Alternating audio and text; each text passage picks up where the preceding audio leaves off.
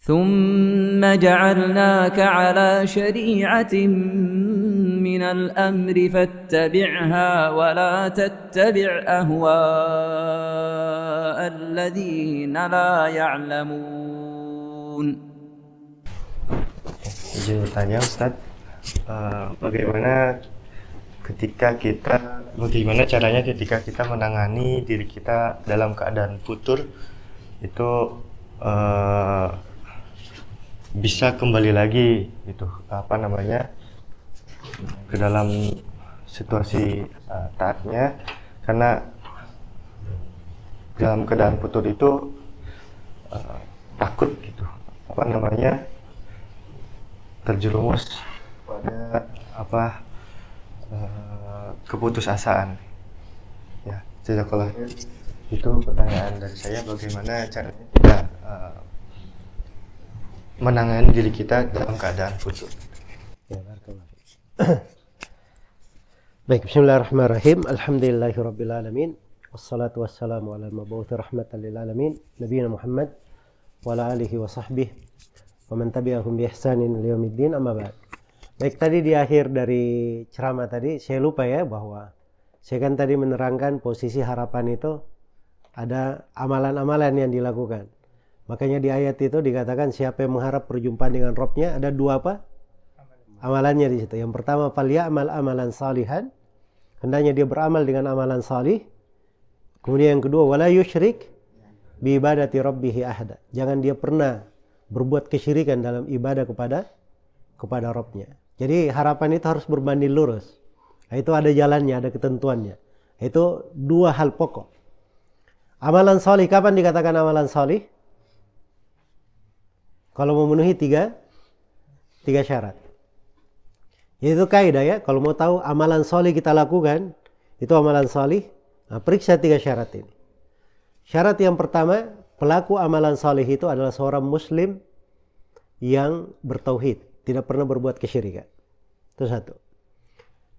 Terus yang kedua, amalan salih itu dilakukan dalam keadaan ikhlas, hanya untuk Allah. Ya, kalau dia beramal salih untuk manusia, dipuji manusia, itu bukan amalan salih namanya. Iya. Kemudian yang ketiga, amalan salih itu dari syaratnya dia harus sesuai dengan petunjuk Nabi Shallallahu Alaihi Wasallam. Karena Nabi Shallallahu Alaihi Wasallam bersabda, "Man amila amalan laisa alaihi amruna fahuwa rad." Siapa yang beramal dengan amalan tidak dibangun di atas tuntunan kami, maka itu adalah amalan yang ditolak. Jadi itu tiga syarat amalan salih.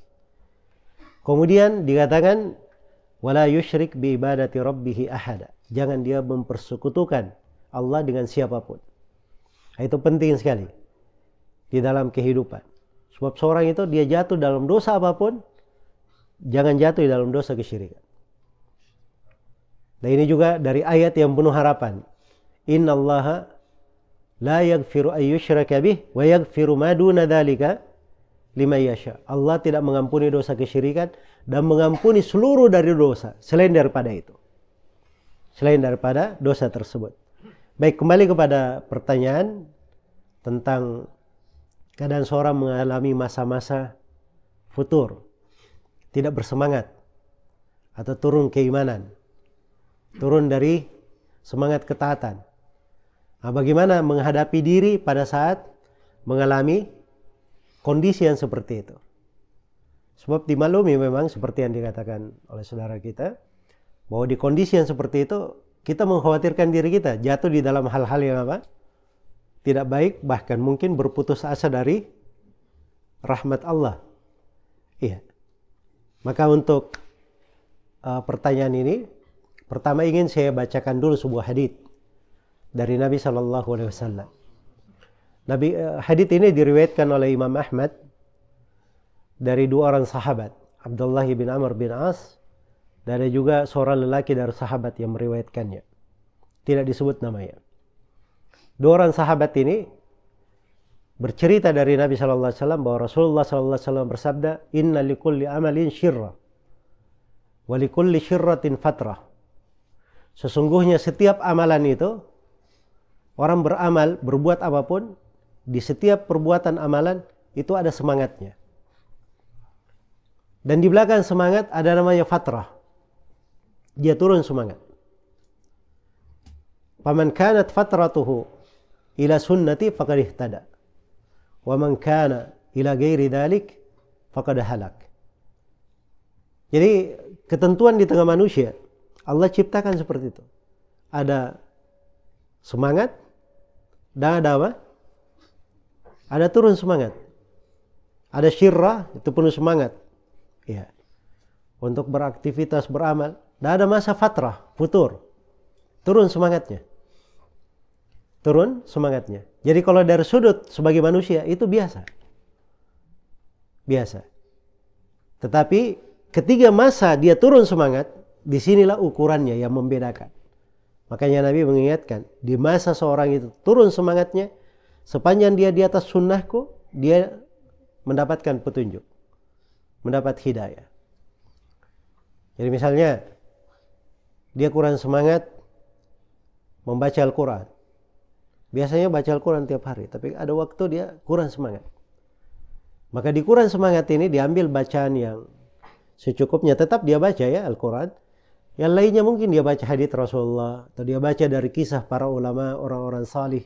Atau dia kalau kurang semangat membaca Al-Quran, dia habiskan waktunya dengan banyak berzikir kepada Allah. Subhanallah, walhamdulillah, wa la ilaha illallah, wallahu akbar. Kan kalimat-kalimat ringan kan? Atau dia misalnya kurang semangat, dia datang ke majelis-majelis ilmu, dia dengarkan ceramah, dia dengarkan. Dari sebuah kebaikan, dia kepada kebaikan yang lain namanya. Nah itu enggak ada masalah, itu di atas sunnah. Tapi yang menjadi masalah itu, dia tidak semangat ibadah, berubah kepada kemaksiatan. Itu yang menjadi masalah. Berubah kepada hal yang apa? Hal yang dilarang. Nah, karena itulah di masa seorang itu turun semangat, maka kewajibannya adalah dia mencari ketaatan-ketaatan yang lain yang mencocoki dirinya pada saat itu. Ya. Dan itu akan membuat jiwa itu selalu di dalam lingkaran kebaikan. Itu satu. Kemudian yang kedua, seorang itu banyak berdoa kepada Allah Subhanahu wa Ta'ala. Doa itu penting sekali. Karena kita ini manusia banyak kelemahannya, banyak kelalaiannya. Kita harus selalu bergantung dan bermohon kepada Allah Subhanahu wa Ta'ala. Mohon kepada Allah. Makanya Nabi itu diantara doa yang paling banyak beliau berdoa dengannya, Allahumma muqallibal qulub tsabbit qalbi ala dinika wa ta'atik. Ya Allah yang membolak-balikkan hati, teguhkanlah saya di atas ketaatan dan di atas agamamu. Ya. Kemudian yang ketiga, dari hal yang membantu seorang di masa dia futur, dia mencari teman-teman duduk yang baik, orang-orang yang salih. Sebab kalau dia ketemu dengan orang-orang yang baik, ya, dan sekarang ketemu dengan orang-orang yang baik itu tidak mesti ketemu secara fisik ya. Kadang dia hubungan telepon, atau kadang dia melihat dari ceramah para guru, orang-orang yang salih, ya kan? Itu bertemu orang salih juga namanya. Nah, itu akan membantu dia di atas kebaikan. Ya. Berteman dengan orang salih ini luar biasa. Makanya ini juga ya dari salah satu hikmah besar ya. Kita kan sering baca surah Al-Kahfi kan. Surah Al-Kahfi itu awalnya ada kisah 7 orang pemuda disertai dengan siapa? Disertai dengan seekor anjing. 7 orang pemuda ini dia pergi meninggalkan negerinya karena negerinya waktu itu seorang kafir yang sangat zalim, tidak menerima orang yang berbeda dengannya. Maka 7 orang anak muda ini keluar dari negerinya untuk menjaga agamanya. Dia disertai oleh anjingnya. Maka Allah Subhanahu wa Ta'ala jaga mereka. Ketika masuk ke dalam sebuah gua, Allah membuat mereka tertidur 309 tahun. Tidak berubah wajahnya, badannya, tidak makan dan tidak minum. Selama berapa? 309 tahun. Iya. Anak-anak muda ini dapat keutamaan itu, kita masih wajar ya. Tapi yang menjadi pertanyaan, anjingnya ini ikut juga ditidurkan 309 tahun. Pertanyaannya, apa amalan solehnya si anjing ini. Ya kan? Kalau anak muda ini, ya itu luar biasa ya. Anak-anak muda bisa menjaga agamanya, dia bisa meninggalkan kampung halamannya untuk memelihara agamanya. Tapi anjing ini apa amalan yang dia lakukan? Kata para ulama, karena dia berteman dengan orang-orang salih. Ya makanya setelah kisah surah Al-Kahfi itu ada firman Allah di situ. Wasbir nafsaka ma'al ladzina yad'una rabbahum bil ghadati wal asyi yuriduna wajha. Sabarkanlah diri engkau bersama orang-orang yang beribadah kepada Rabb-nya pagi dan petang. Maka harus ada teman-teman kita yang baik. Iya. Nah ini Masya Allah ya, kita dipertemukan tempat ini kesempatan kita cari teman-teman yang baik ini. Jelas ya, berkenalan dengan orang-orang yang baik, orang-orang yang salih, sehingga kita di negeri ini kita kenal orang-orang yang biasa ke masjid itu siapa, yang senang dengan majelis itu siapa, paling tidak itu memberikan pengaruh-pengaruh yang baik. Karena itu Nabi SAW memberi contoh perumpamaan teman baik dan teman yang buruk.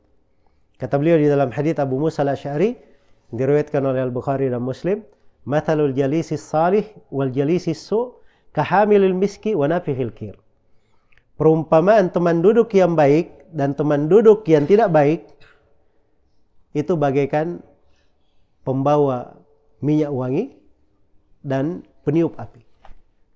Jadi teman duduk yang baik itu seperti orang yang bawa minyak wangi atau penjual minyak wangi. Bagaimana ini penjual minyak wangi? Kata Nabi SAW, imma yahdiyak wa imma ayyabta'ak wa imma antajida minhu rihan tayyiban. Orang yang bawa minyak wangi mungkin dia bilang ini minyak wangi, coba, ya kan? Nah. Atau kalau tidak mungkin dia penjual minyak wanginya dia jual. Beli aja nih minyak wangi nih. Kalau tidak ini yang ketiga, kita akan mencium bau harum di sekitarnya karena dia penjual minyak wangi. Kita tidak beli cuma nonton-nonton aja gini. Harum juga kita di sekitarnya, enak kan? Nah, itu teman duduk yang baik itu. Ya. Kadang kita duduk diajari kita hal yang baik. Kita salah ditegur. Kan begitu? Atau dia beri kita sesuatu yang berharga. Paling tidak kita duduk bersamanya waktu sholat, dia pergi sholat. Berbicara dia tidak gibahi orang. Kan begitu? Nah, itu kita lihat padanya, kita cium darinya bau yang apa? Bau yang harum. Tapi teman duduk yang buruk, kata Nabi SAW, itu seperti peniup api, pandi besi. Tahu pandi besi dahulu ya? Apinya itu kan kalau mau dikobarkan kan ditiup-tiup tuh, kadang pakai kipas gini kan. Nah, ini apinya ini salah sedikit, melenceng, bisa membakar kita kalau kita berada di sekitarnya. Ada angin aja, habis kita terbakar. Paling tidak, kita akan merasakan suasana yang tidak enak di sekitarnya. Itu teman duduk yang apa? Yang buruk. Makanya kita dari sebab istiqamah, sebab yang membuat seorang itu di masa futur akan terjaga apabila dia selalu mencari teman duduk yang baik. Maka itu 3 hal ya di dalam hal ini secara ringkas, dan ada hal-hal yang lain sebenarnya. Tapi mudah-mudahan 3 hal ini, kadang hal-hal itu ada sedikit bagus tapi kita amalkan itu bagus ya. Barakallahu fiikum wa jazakumullahu khairan.